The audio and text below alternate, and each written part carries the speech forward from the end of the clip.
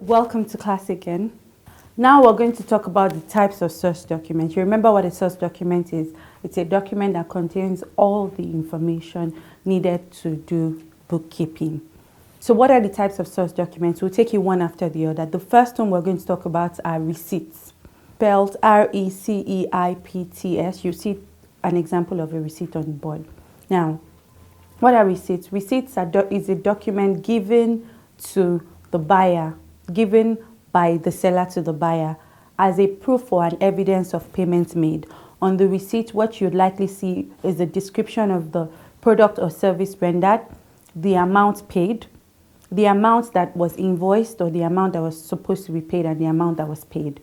And mostly you will see a stamp or, in essence, a seal to show that it's a legal document or a signature. The second source document we're going to talk about is an invoice.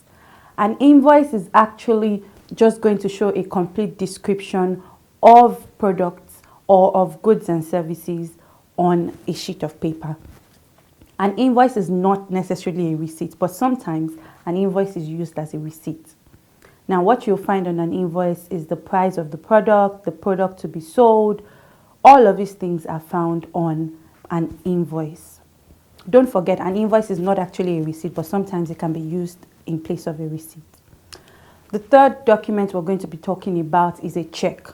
A check is an order, more like an instruction from the seller to the buyer, ordering the buyer to go to the bank to be paid a certain amount of money. So what you'll find on a check is the name of the payer, which is the check will be written, you'll see the name of the payer or the company of the payer or the business of the payer on it, ordering the seller, whose name will be written there. So you will see to the buyer, going to the bank to collect this money that has been written. On a check, you'll likely find the amount written in words and the amount written in figures. That's what a check is. A check could be used as a form of payment for services or products. The fourth document we're going to be talking about is called the debit note. Now, what is a debit note? A debit note is a document handed over from a seller to the buyer to tell the buyer that the buyer still owes the seller. So it means that the buyer's account was undercharged. So for instance, if the buyer is supposed to have been charged 1,000 naira, but was charged 900 naira, the seller would send a debit note to the buyer to inform the buyer of this undercharge of 100 naira. Now, the next source document we're going to be talking about is a credit note.